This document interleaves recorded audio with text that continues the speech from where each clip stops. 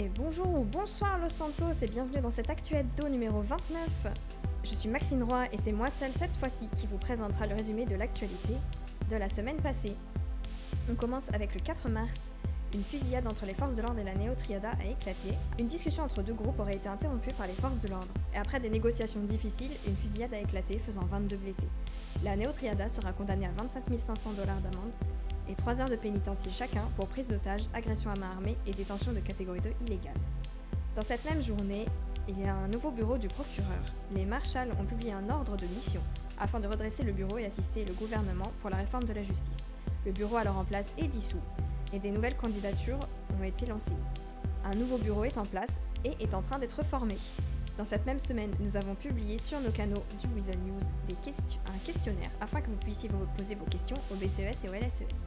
N'hésitez pas à aller le remplir afin qu'ils puissent vous répondre. Et mercredi, c'était le premier mercredi du mois. Cette fois-ci, le Béni s'est habillé en fonction de leurs dessins animés préférés. Dans la même journée, donc mercredi, une bagarre de rue a éclaté entre les Ballas et les Families, faisant 18 blessés par point.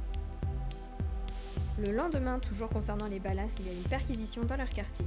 Une fusillade a éclaté, faisant 26 blessés par balle. Plus d'informations à venir prochainement sur nos canaux.